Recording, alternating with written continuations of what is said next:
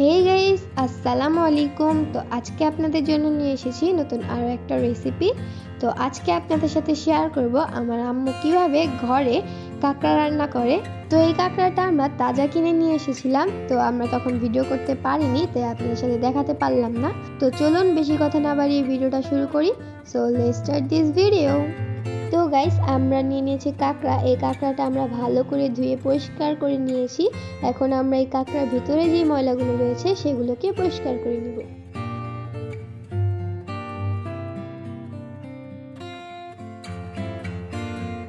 তো এখন আমরা কাঁকড়াটাকে খুলে নিব।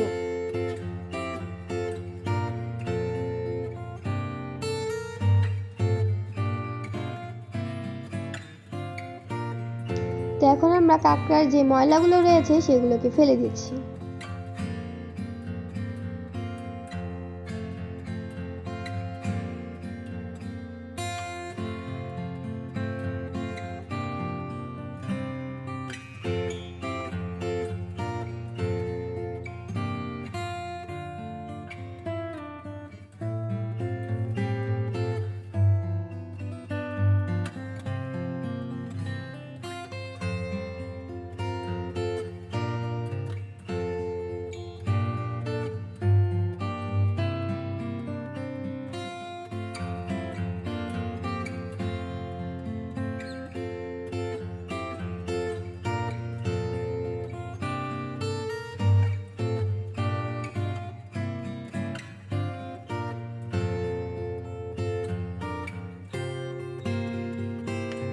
তো এখন আমরা কাঁকড়ার ভেতর থেকে কুসুমগুলোকে আলাদা করে রেখে দিব।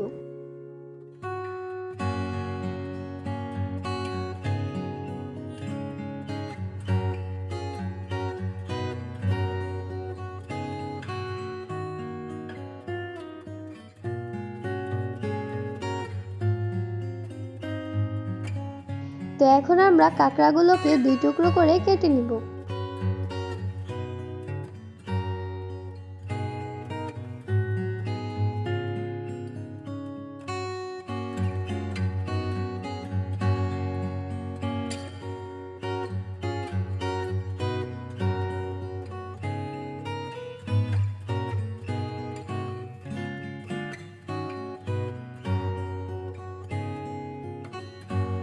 তো গাইস, আমরা কাঁকড়াগুলোকে কেটে ভালো করে ধুয়ে নিয়েছি। এখন আমরা দিয়ে দিব লবণ, হলুদ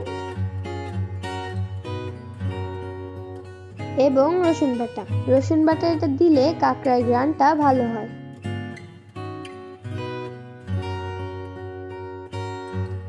তো গাইস, চলে আসলাম চুলায়। এখন আমরা কাঁকড়াগুলোকে ভেজে নিব।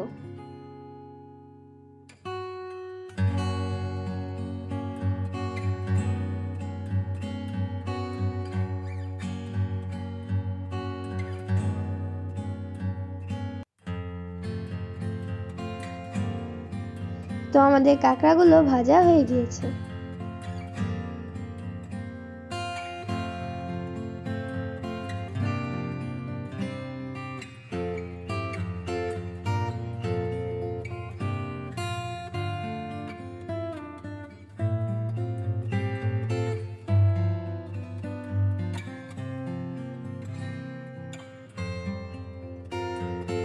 তো এখন আমরা ওই একই তেলে পেঁয়াজগুলোকে ভেজে নিব।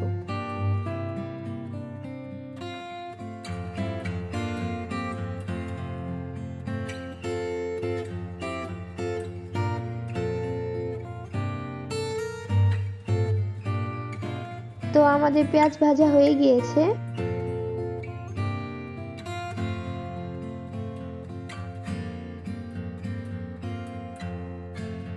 তো এখন আমরা দিয়ে দিব অল্প একটু পানি।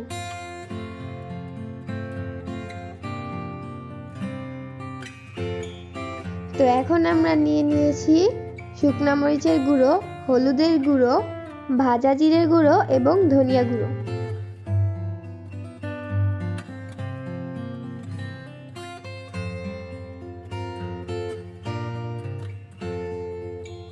তো এখন আমরা দিয়ে দিব রসুন বাটা।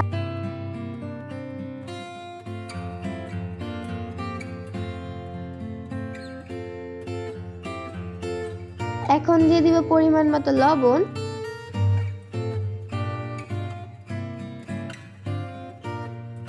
দিয়ে দিব পানি।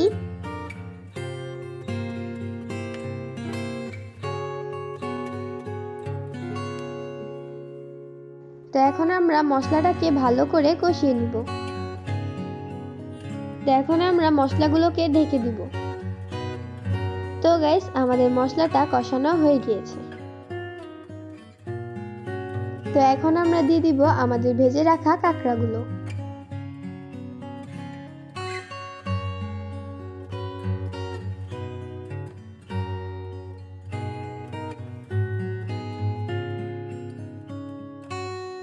দিয়ে দিব পানি।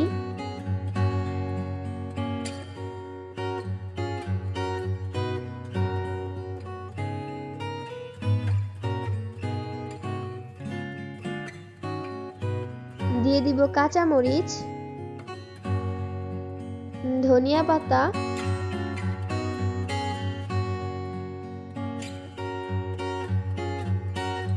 এখন আমরা কাঁকড়াগুলোকে ঢেকে দিব। তো আমাদের কাঁকড়া রান্না হয়ে গিয়েছে। তো গাইস, আপনারা জানেন কাঁকড়া ঝাল খেতে একটু বেশি ভালো লাগে, তার জন্য আমরা দিয়ে দিচ্ছি 2টা বোম্বাই মরিচ।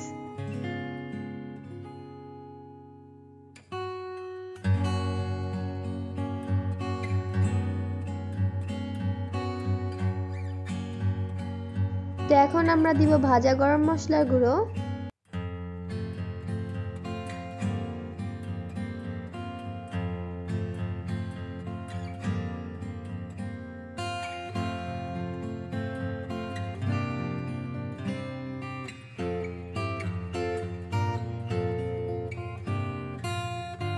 তো গাইস, তৈরি হয়ে গিয়েছে আমাদের সুস্বাদু কাঁকড়া। তো আপনারা তো দেখে নিলেন আমার আম্মু কিভাবে খুব সহজে ঘরে কাঁকড়া রান্না করে।